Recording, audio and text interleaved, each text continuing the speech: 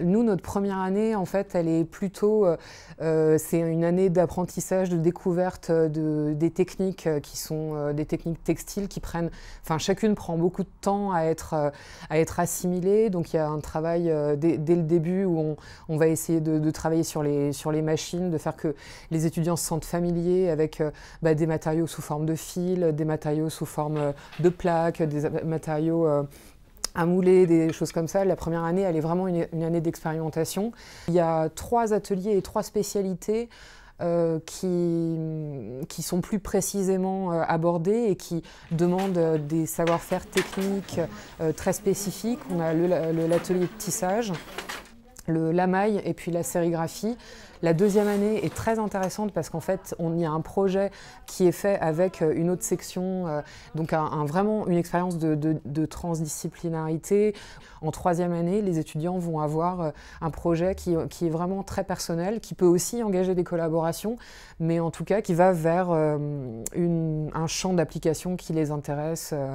Enfin, voilà. Je m'appelle Philomène, j'ai 20 ans, je suis en DEN Math 3 textile. J'ai fait un parcours assez classique, je sors d'un bac littéraire, option art plastique. Ce qui a confirmé mon choix dans l'univers textile, ça a été la recherche des matériaux en particulier. Pendant les portes ouvertes, on pouvait voir étalé sur les tables plein d'expérimentations, que ce soit dans le tissage, dans la maille, mais aussi des expérimentations avec d'autres matériaux, et justement c'est toute cette multitude de matériaux qu'on pouvait utiliser dans le textile qui m'a beaucoup intéressée. Ce que j'ai particulièrement aimé comme technique dans cette section, c'est le tissage. On a beaucoup de machines différentes, qu'elles soient électroniques ou manuelles, donc ça nous laisse un champ libre dans nos expérimentations parce qu'il y a une multitude de choses à faire, que ce soit sur des fils fins, des fils épais, la chaîne, qu'elle soit plus grosse, plus épaisse, pareil. On peut avoir des rendus très très différents. Voilà, ça offre vraiment une diversité énorme par rapport aux machines et surtout à la collection de fils qu'on a dans notre atelier qui est vraiment... on a vraiment beaucoup de choix et c'est très agréable d'avoir autant de choix de fils.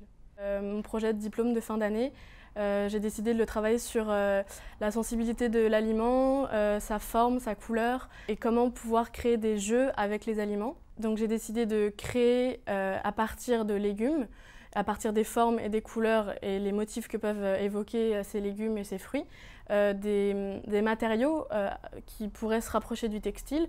Et dans mes objectifs, ce serait peut-être de créer des textiles qui soient mangeables avec des légumes, à partir de pigments et de légumes en eux-mêmes.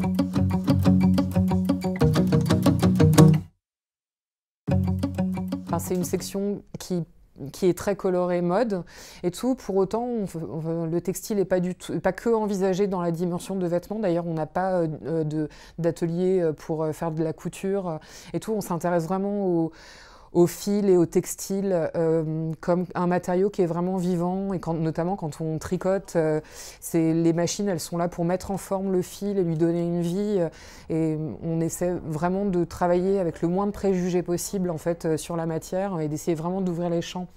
Même si par moment on peut faire des choses un peu étranges dans cette section, pour autant ça intéresse réellement les industries du luxe. Enfin, où vraiment on a besoin de poésie, d'attention en fait, d'attention aux choses, de sensibilité.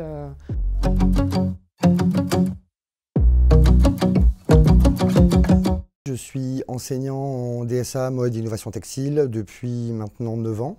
Le DSA, c'est un cycle de 2 ans. La première année va servir à faire émerger un sujet de recherche, en fait, donc selon les envies et les questionnements de l'étudiant. La deuxième année étant constituée de la rédaction d'un mémoire et d'un diplôme final, qui sera donc une production plastique autour d'échantillons et d'un projet finalisé, on va dire professionnalisant la plupart du temps. Je forme mes étudiants pour qu'ils puissent réenchanter un peu le rapport qu'on a avec les objets qui nous entourent. Beaucoup de nos anciens étudiants ont monté des studios indépendants, ou en binôme ou en collectif. Pas mal d'entre eux partent aussi dans l'industrie. Alors l'industrie du luxe par exemple, très régulièrement.